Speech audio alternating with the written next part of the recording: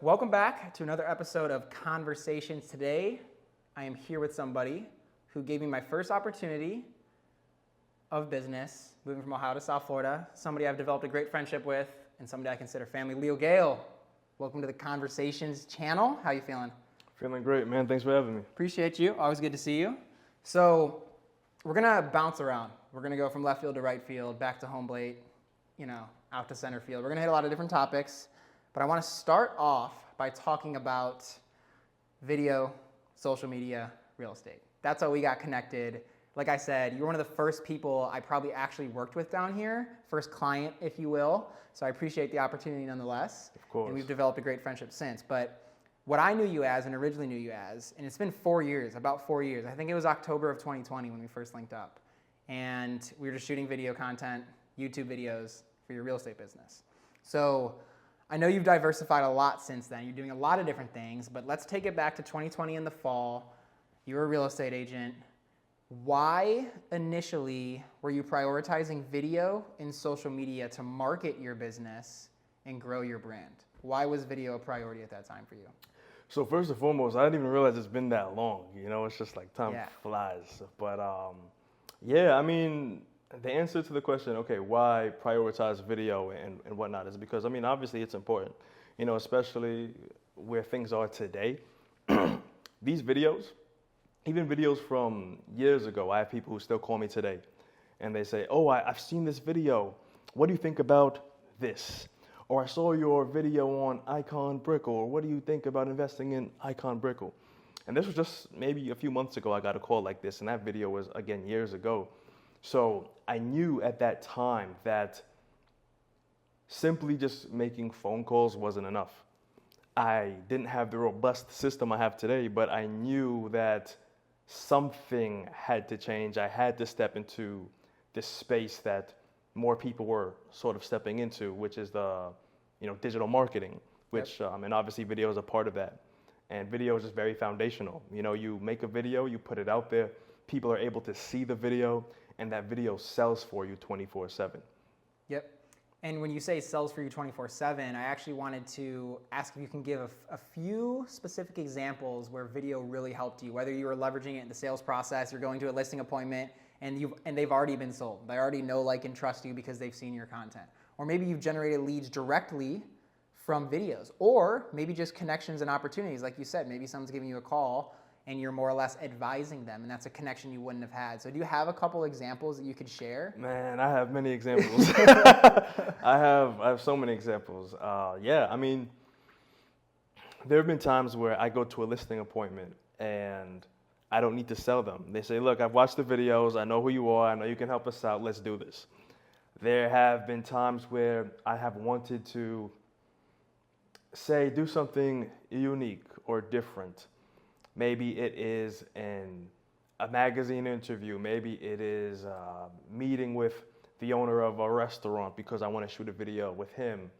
And when they say, okay, well, who are you? What's going on here? I could just reference the videos and now I have an in. Obviously using them during listing presentations for maybe people who weren't already sold. Like, for example, I have a video about an open house. And in that video, you can see all the people that came to the open house and our system for managing that open house, especially during a crazy time, because at the time it was COVID and there was a lot of different things going on. And I would share that video with sellers during listing presentations, and I kind of show them how we do things, and it sells them. Or I show them videos that we've shot for other listings, other properties, and now they're sold. So there's so many ways to leverage video, and I think something else to add here is what I was just saying about how people have called me, and now I'm getting business just because they watched the video. I've had so many investors call me and say, I saw your video about investing in short-term rentals. Let's do business, flying in from different states to come to Miami for me to show them these properties and doing business with these people. So, again, video is very important. Yeah, and it's been great for your brand. The fact that video can be so evergreen, the fact that you can post a YouTube video and it has a very long shelf life. You could generate exposure, leads, engagement, opportunities, weeks, months, years, as much as 2, 3, 4 years later, And that is why video gives you leverage. And it sounds like that's exactly what it had done for you. So transitioning into kind of what you're doing today, because every time I see you, you've either designed a new solar system or you've like bought a company or you're invested into this and that and the third. It's always really fascinating catching up when I see you. So what businesses are you currently running and what's your main focus currently? Is it still real estate? So very, very good question. But I'd like to preface with this. So basically, what I'm doing now is I am stepping outside of the box is the simplest answer. And I'm going to get more specific in a second, but I feel that people put themselves into this box, they limit themselves, and they don't really take advantage of what the world has to offer them. And life is vast. It's abundant. Right. It's vast, it's abundant, it's complex. There's so much opportunity, there's so much you can do, especially today with all the resources we have, even video being one of them. But there's just so much you could do. And a lot of people limit themselves. And I've just stepped into that role of being a learner, being a creator. You know, the things I do, I just follow my interests and I see where that takes me. And then I take something I'm doing and I link it to something else. So I'll go a bit further into that. So yeah, I mean, I started selling real estate. At that time, I was also trading stocks. I became a real estate broker. And I realized that the system I had wasn't enough. So I remember we were doing videos, you know, making cold calls, and everything was going smoothly. But I remember when the market shifted a bit, this was in 22, I realized that my system is not perfect. And I like to try to make things as perfect as I can. Right. Even though, I mean, it's never perfect, because even once it's perfect, you want to make it more perfect. But I try to just make my system more efficient. So I went down this rabbit hole of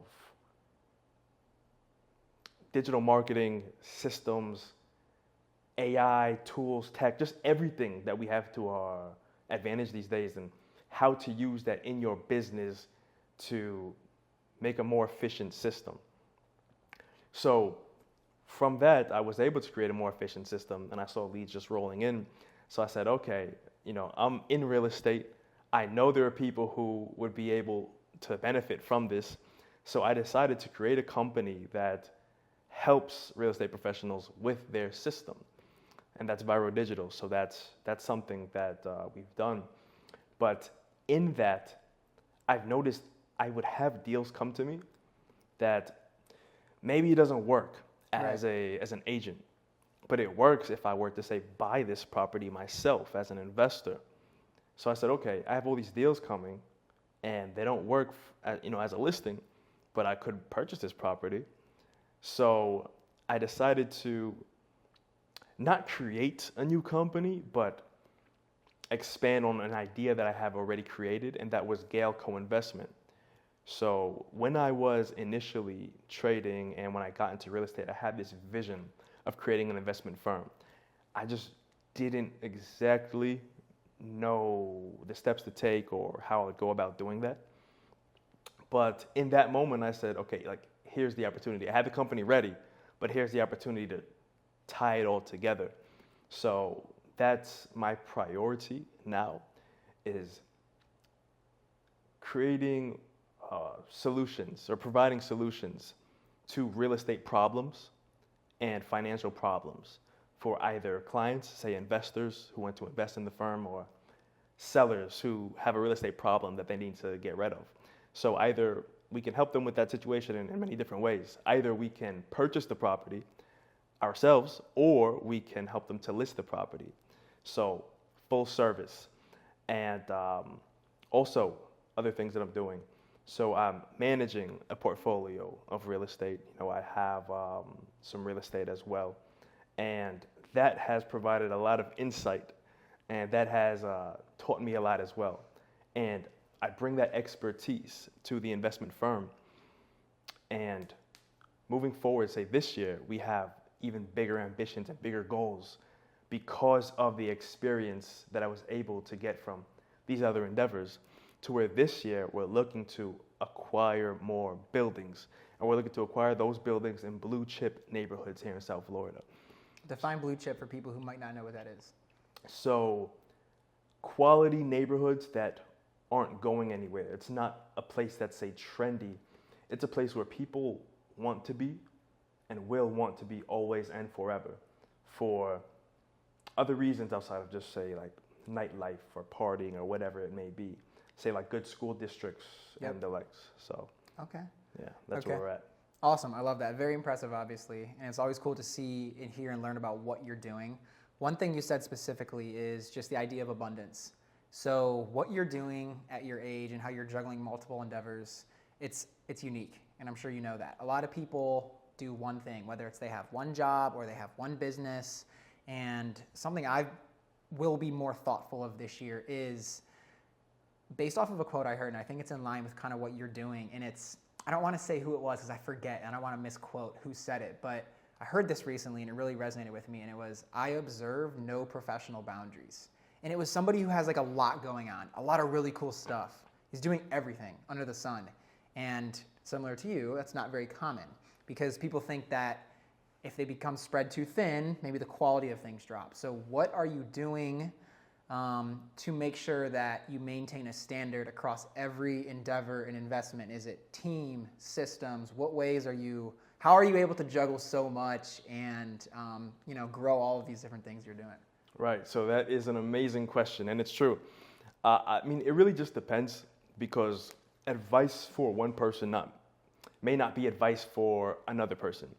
So it really just comes down to you. If you're the type of person who you go into one thing and you do really well focusing on this one thing and zeroing in on this one thing, then do that until you are ready to take on something else or to expand on that.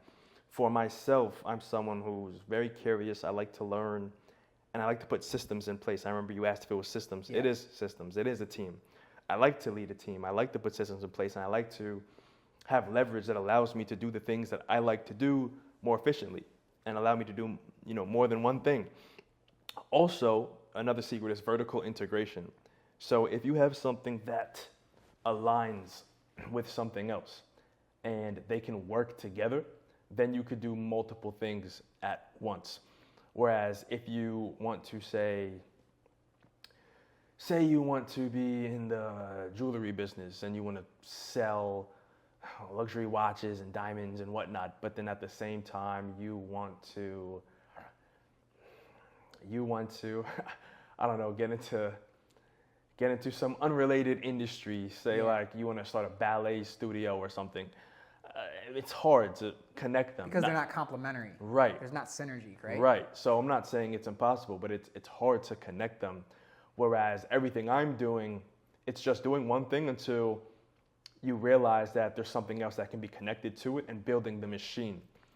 Because for myself and the way I live my life is by design. I'm creating this machine, and that machine is going to be the machine that produces the outcome that I want in my life, not just financially, but purpose, fitness, leisure. I mean, everything, everything. So it all fits into one.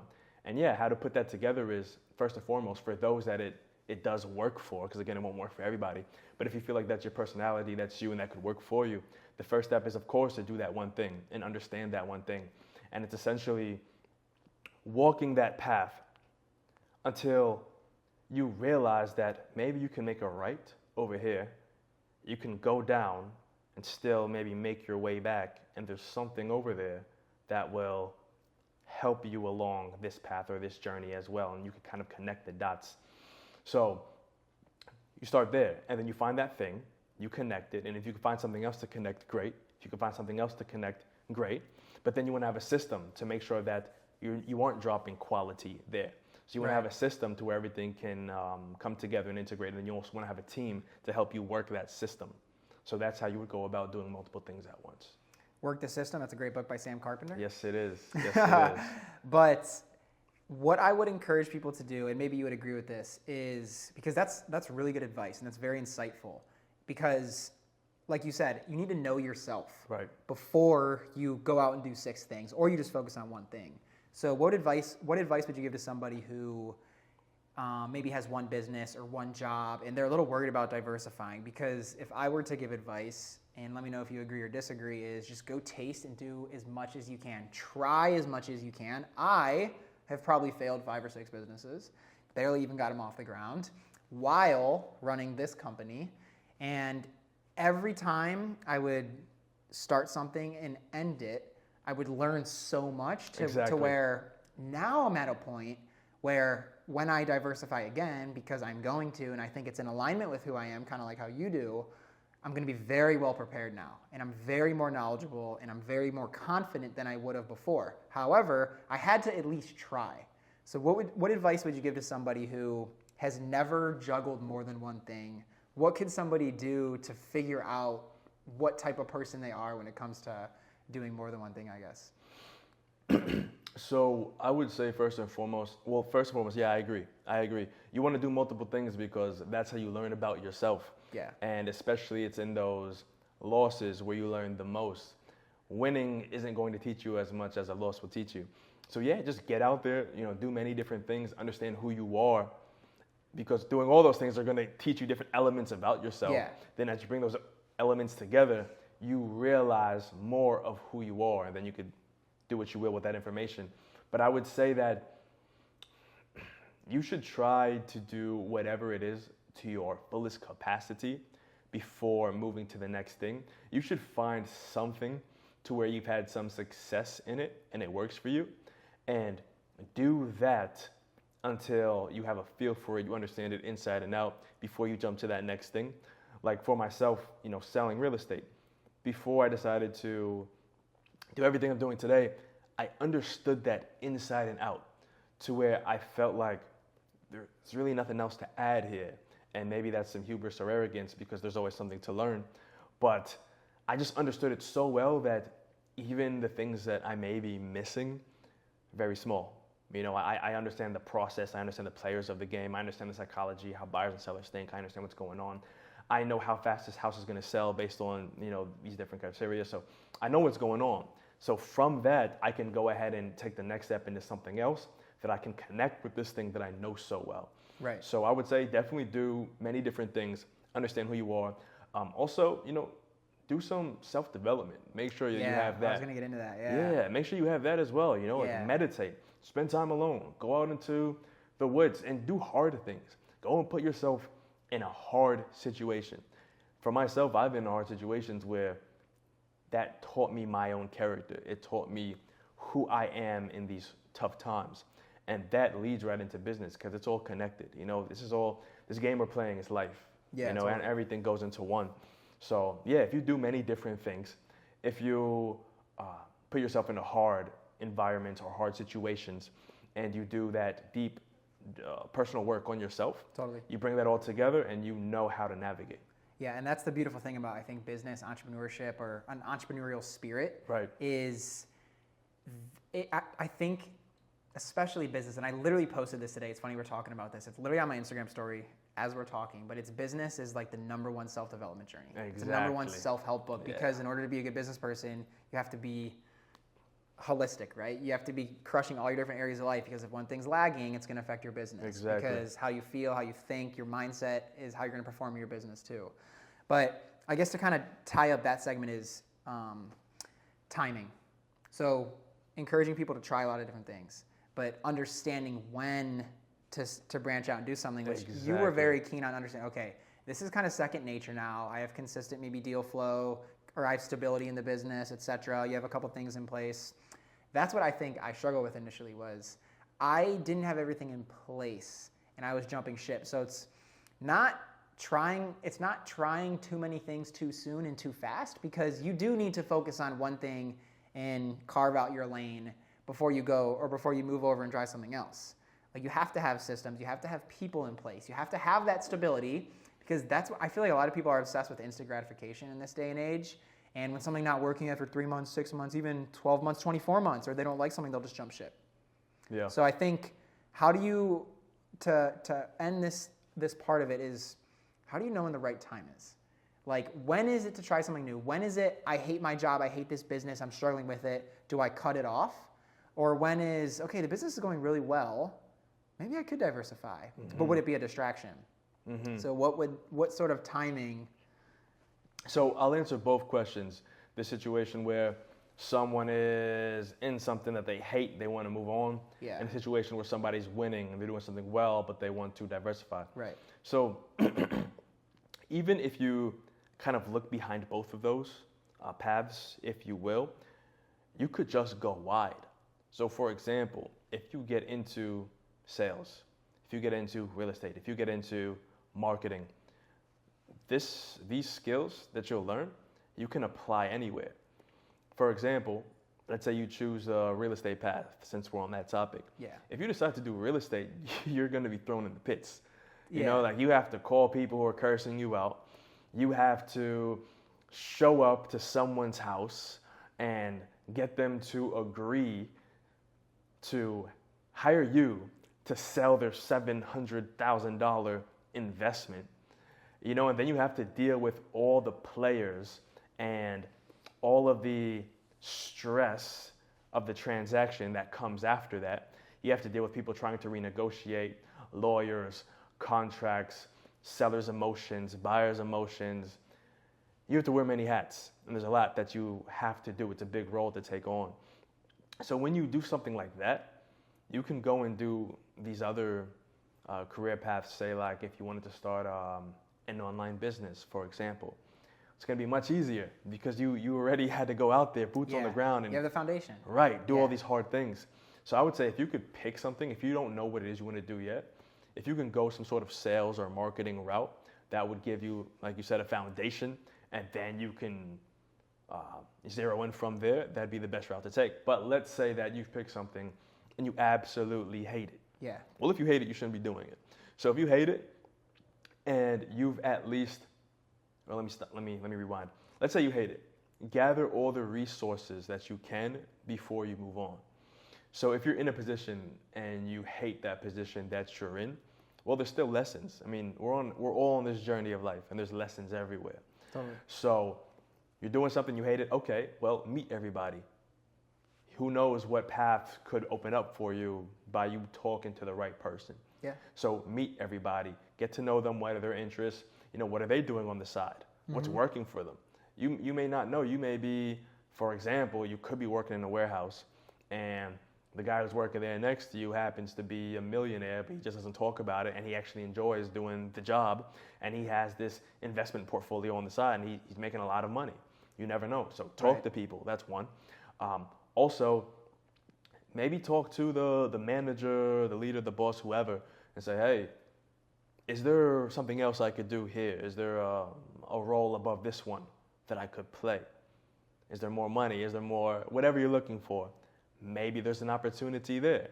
So I would say exhaust all resources. See what you have around you. See what you could learn.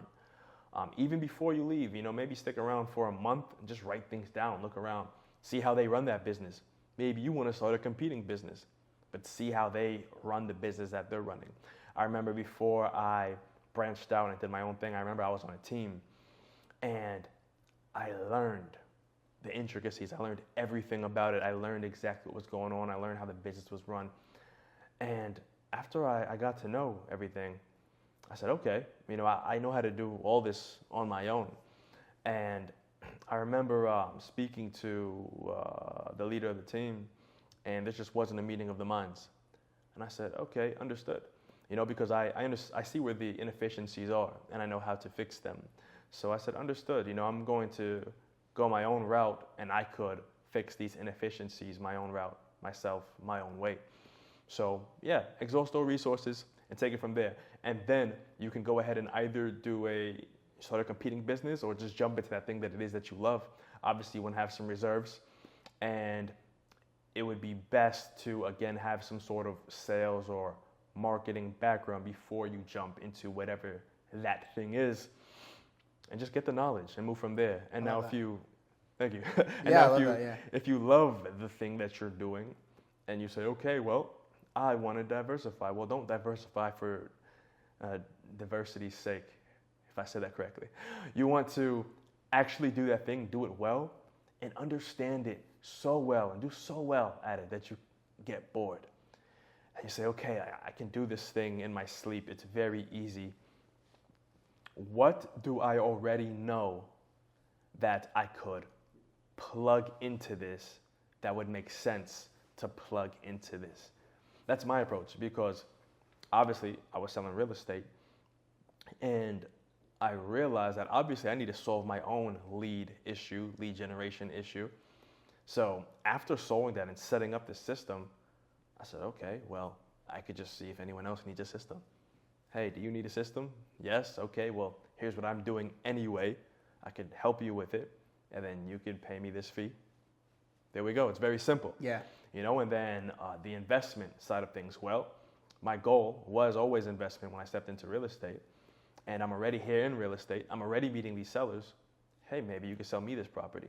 We're already getting the leads. Hey, maybe we'll buy this property from you.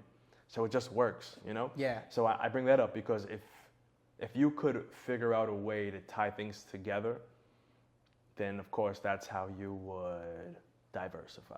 Yeah, I think that's smart. And like you said, keeping everything relative, right? Right. Like, take the overlap and then, maybe don't go all the way over here, but maybe go right next to it and rub shoulders with it. And then I guess to kind of wrap up that is, I actually had a conversation with a friend who tried a new career for the first time. They'd been in hospitality, really all their 20s, which is totally fine. Like, super hard worker. And they did a sales job, boots on the ground, B2B.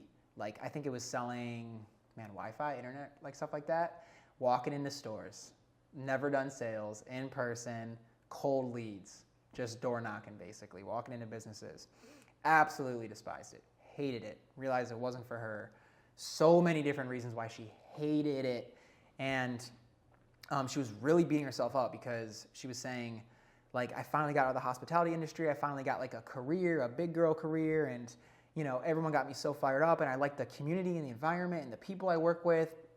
It's just totally different than what I was used to. And I finally felt like I was making progress. But then when I actually got into the thick of it, I hated it. Yeah. She hated it with such a visceral passion. And we talked for an hour when she was thinking about quitting, and she did end up stepping away. But I just told her this. I said, hey, if you're going to quit, that is totally okay. Quitting is fine. It's okay to start over. But you should go pen to paper and write a list of pros and cons of everything that you loved and hated. You liked and didn't like, learned and didn't learn. Go pen to paper. I was like, please don't look at this as a wasted opportunity. Look at it as like a resourceful opportunity. What did you love? Because you could take the things that you liked and didn't like and apply it to the next step that you go forward. So that's something I resonate with. I think that's really good advice. Yeah, for sure. But I want to transition from professional to personal. I want to prompt you with this. So obviously, you're with me and helped me out this past year with what I was going through, and it was very transformational. Now I'm on the other side. I think it was the best thing that's ever happened to me. And I want to ask you. Happy that. I appreciate that. I mean, you played a huge role in that, Elisha as well. But I want to ask you this because I'm interested. So we talked about business, and that's a huge part of your life. But you're also very intuitive, and you're just a great person and friend, and that's what I appreciate that. Remember and know you more so, especially for what you did for me this past year. So can you talk about a period in your life, or maybe it was a moment in your life that made you reprioritize your life? Because what I realized this year, my life was out of order. My priorities were out of order. I was completely imbalanced, and that was exactly what sent me into a spiral. So was there ever a point in your life, or maybe it was a moment, that made you go, I have this totally backwards. Yeah. I am not moving correctly. My priorities are way out of alignment. Can you speak a little bit on that? Yeah, we're live? Yeah, we're live. Okay, cool. Yeah, there's a few, but I'll take it back to, I remember there was a moment in my life where I was making stupid decisions, hanging out with the wrong people. But I remember what happened was I got arrested for something I didn't do. And I remember in that moment, as I was sitting there in a jail cell, thinking, kind of like seeing my future, like in my head, just playing it out for the next few years. If this thing goes the way I don't want it to go, I'm saying to myself, wow, I may not see these people that I care about for a very long time. I may not even get to sleep in a soft bed again, in my bed. I'm sleeping on this hard, I have this like tough blanket that's not even just, I'm just sitting there like looking at my reality, saying to myself, no, I can't have this be my reality for the next few years, And it was just a moment of reflection for me to sit there and just like think about all of this. And I remember I prayed to God and I said, God, if you get me out of this, I'm going to make sure that I make the right decisions in my life. I'm going to make sure that I cut the dead weight. I'm not hanging out with the wrong people. And I just make the right decisions in my life. And, God agreed. I got to get out of that situation, get the whole thing dropped. Again, it was something that I didn't do. But I got the whole thing dropped. And I remember when, I got out, I got the email from the lawyer with, it's basically the email he sent to the prosecuting attorney that got the case dropped. And I remember when I saw it, just a huge weight just lifted off of me. And yeah, that whole time period was when I decided, okay, I need to make the right decisions. Yeah, totally. And I find so frequently in my experience, in my friends' experience, my family's experience, yours as well, is in those moments, a lot of people turn to their faith, to God.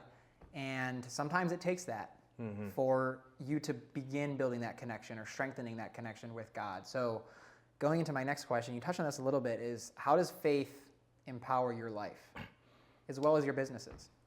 Great question. And before I answer the question, I want to start with responding to something that you just said. Yeah.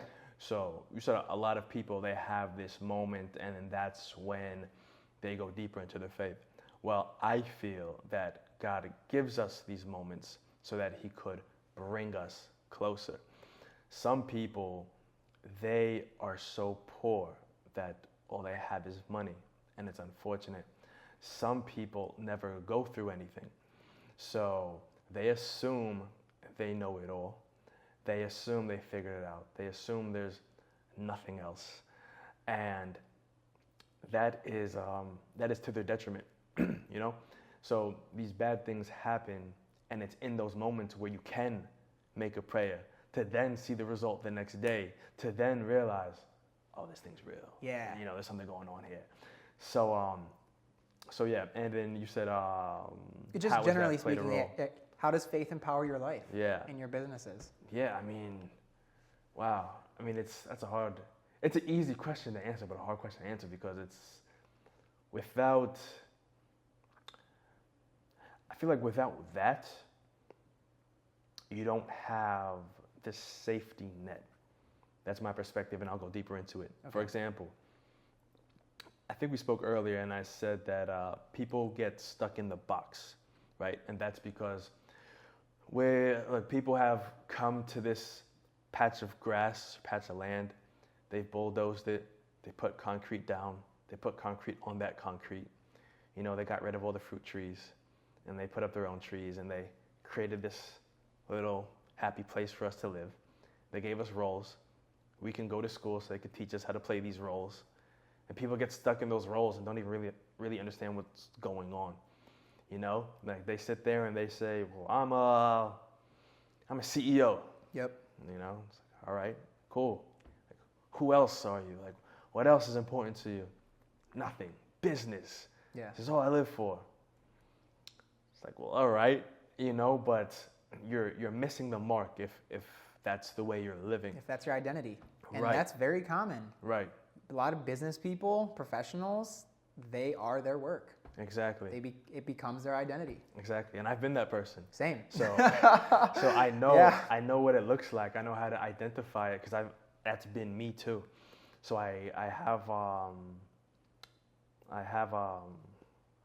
what's the word I'm looking for? It's slipping my mind. Empathy. That's the word. Empathy.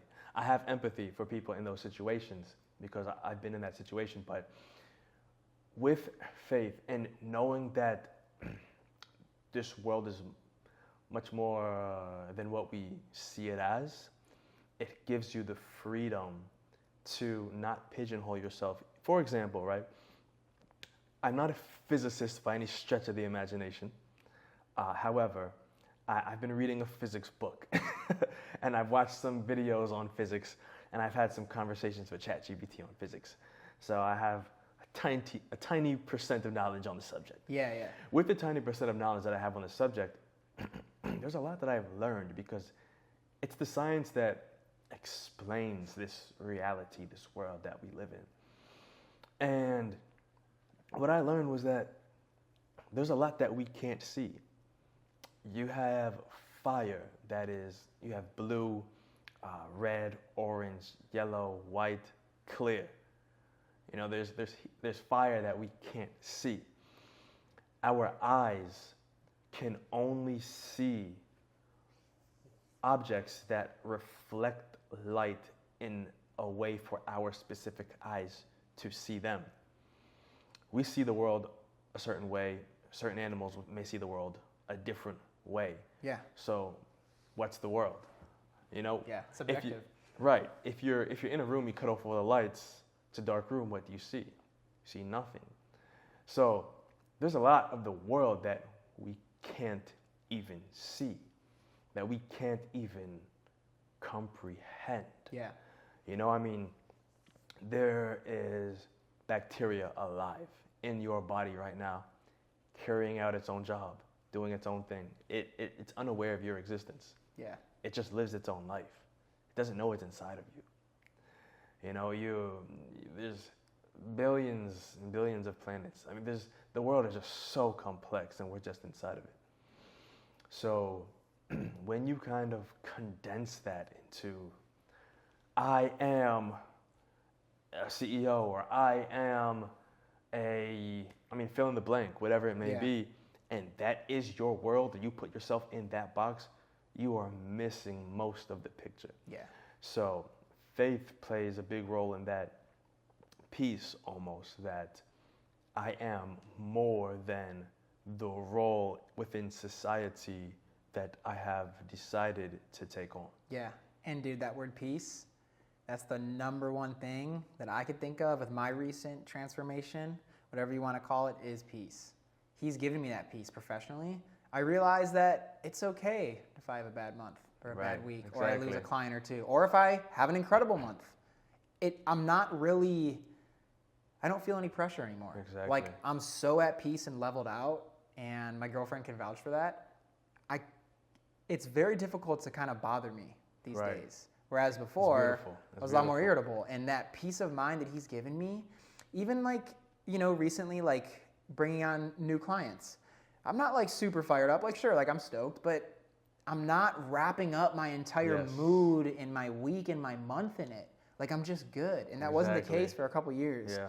So it kind of leads me into this last question, which I'm curious for. And we kind of touched on it. So a big lesson I learned this last year was that I spent the last few years only finding fulfillment in my achievements and not life itself, kind of what we just talked about. So as somebody who runs multiple businesses and has big aspirations, how do you check yourself through it all to make sure you're not only being fulfilled through your ambition and your achievements? Because it's fake. Yeah. That's what helps me to check myself. It's fake. You know, it's like, okay, we're after money. Okay, they print it, they make it. You know, it's just paper, and they make it. We're after all these different things. I mean, I drove here in a nice car, but it's metal and leather and, some plastic and whatnot. Doesn't really matter, and you could get nicer metal and plastic and leather. It doesn't really matter, they're things. And I mean, that all helps me to kind of check myself, to realize that all of this is not what's important. A lot of people judge people by what they're doing or what they have, but how you judge someone is by their heart. Who are they as a person? Because that is what matters. That's what you take with you. It's you. You have this journey of life, and you refine your soul, and then who are you on the other side? Or who are you? What do people remember you as when you were done with this journey, or as you live this journey? So that is what helps me to check myself. Yeah, and it's amazing because you've been consistent in that perspective. You've literally told me that several times about money and cars, and at the time, it's like, I hear you, but I wasn't hearing you. And I always say this, and this is why I reread books. I like to reread books because depending on what period of life you're in, you're going to consume the book and digest it differently in that knowledge and that wisdom. So it's amazing what growth can do for you because you can really start to understand things and people a little bit better. And then there's one thing with you specifically where like every now and then I'll be like, oh, I kind of get what he's saying now. So I love, you've been super consistent with that, yeah. There are certain messages you don't receive until you're ready to receive them. Yeah, it's amazing. So you'll read the book and you'll pass over the message because you weren't ready to receive it, but then you'll reread the book and then you'll take that message because now you're ready to learn that. Yeah, and I definitely think God has played a role in allowing me to be present and mindful of these things now, which I'm super grateful for. So I guess to wrap up this episode, it's been super valuable. Do you have any piece of advice for somebody who's in a really dark time, somebody who's struggling, maybe they have low self-esteem? Is there anything you can do to give someone a pick-me-up? What would you say to that person?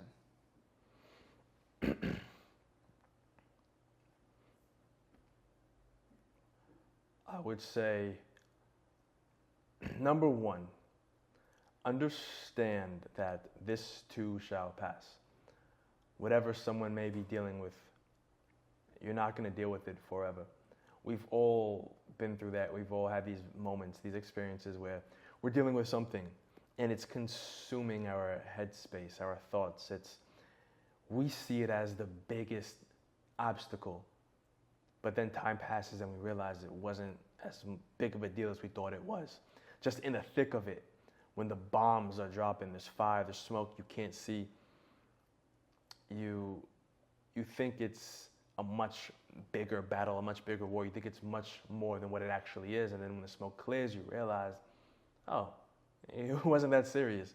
So first and foremost, keep your head up and understand that this too shall pass. It'll eventually end. Also, work out, move your body, be physical, because that helps you to get yourself out of these dark head spaces. Be physical. You just need wins. You need to win, and winning will make you feel good. You can win by working out. After a workout, your body's going to give you chemicals that say, hey, good job. So work out. Understand what you're dealing with and read books about it. Understand what you're dealing with and go on YouTube and watch podcasts of people who have dealt with the same thing and listen to them talk about the struggles, because what you'll realize is that we're all in this together. Everyone's going through their own battles. Yeah. Right. Like everybody's experienced that. Everybody's experiencing things. I mean, there's so much going on. That's part of life. That's part of the human experience. Only people who haven't dealt with anything are the people who lie about it, who lie and say they haven't dealt with anything. Everybody's dealt with or dealing with something. So this is just your turn. It's just your turn to deal with something. And this too shall pass. It'll all be okay. And then afterwards, you could tell your story on the other side for the next person who's going to need that help and that guidance, and they can look to you. And that's maybe why God has given you that challenge, so you could overcome it and then help others to get through it as well. Totally. That's fantastic advice. And I want to leave the video with this analogy that my psychiatrist told me, and it was super helpful, to build off what you were saying. So imagine in this one-time event we call life, we're on a school bus, and we have the hands on the wheel and our foot on the gas, and we're going north, say, and that's the direction of our life. Everything that God has planned for us is north. Yeah. And on a school bus, there's probably 32 seats and you fit 2 people or whatever in each seat. That's a lot of people on the bus, right? And think of each person as an emotion. And a lot of negative emotions, such as stress, fear, anger, frustration, even evil, and then all of the positive emotions too, like joy, enthusiasm, happiness, things like that. So all of our emotions are on this school bus. And sometimes the real negative emotions, maybe it's the devil, get real loud. And they come to the front of the bus and they're banging around and they're causing havoc on the bus. And it's making you look back and you're taking your eyes off the road. And they're encouraging you, hey, go back, turn around, please turn around. I forgot something over here. Or, hey, you're going the wrong way. And what's super important is that when you're in the thick of it, these negative emotions and the devil is going to be very loud and he's going to be very tempting. But the most important thing that you can do is to not let these very intense emotions dictate what you do. Mm-hmm. Do not make decisions in high emotional states. Exactly. And I personally am proud of myself for not doing that when I was in the thick of it, and I look back on it. And this analogy helps me now because I say, okay, whenever these intense emotions come back into my life and they get really loud, that's the devil trying to take everything that God has planned for me. And as long as I keep my hands on the wheel, my eyes on the road, and my foot on the gas, no matter how loud and how crazy the back of the bus gets, I'm going to be okay. Respect. I love that. Yeah, for sure. And that's 100% factual. You're headed north. You know where you set out to go. You have the vision and you're going in that direction. But yeah, sometimes you're going to have those negative feelings, especially because we're talking about business here, especially if you want to be in business.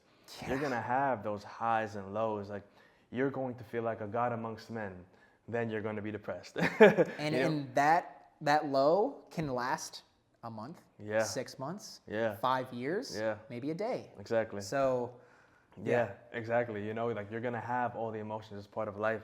But I think, to tie it all back in, start with doing that work on yourself. Understand who you are. Put yourself in hard situations. Go and experience different things. And understand where you get fulfillment. And understand the role you play in the bigger picture. Don't just zoom in and hyper-focus on the small little puzzle piece. Look at the whole picture. Like, for myself, yes, I'm in business. Yes, I have the investment firm. Yes, we help people. But what is important to me is the helping the people. Yeah. It's not the money made. It's when I know that I have helped another human being along in their journey. Even if I made $1 doing it, I know that this was valuable. This was real. It's not me, just saying, hey, I'm this guy, I've done this, whatever. It's when I see what that person needs, put it on my back for them, and help them out. It's when I helped this client to get more money than they expected for this property, and then also go ahead and invest their money and make a 70% return on their investment. It's when I have these homeowners who, I'm purchasing the property from them. However, they have this tight deadline because they have another property that they made an offer on, so they need the proceeds from this one. And I'm here looking to get this deal done, but then after I do the due diligence, I realize the deal doesn't work for me. So I have to bring someone else in so that they could take over the contract, they could take over the deal and close in time and give them the numbers that they need so that they can move on to their next journey. It's when I'm in the thick of that and it's stressful, but I say to myself, this is what this person needs. And if I can just bridge the gap for them, no matter how much money I make or whatever the case is going on, and I can help them out, that's where I get the real fulfillment. And that's the high I get of being in business. The money comes, and the money's great. Money's great. You can buy things with it. It's great. But when you help people, when you do something unique for someone, and they say thank you, and they mean it, and they're smiling, and they're happy, and they're grateful, that's the true joy. I love that. And I think anyone who currently knows you or will get to know you will understand that is completely true about you. So I want to wrap up this video. I want to thank you for being you, jumping on the channel today. Of course, I appreciate it. I feel like we have a cigar maybe in our sights. Yeah. Maybe in our sights for tonight, so we're going to wrap this up. Yeah.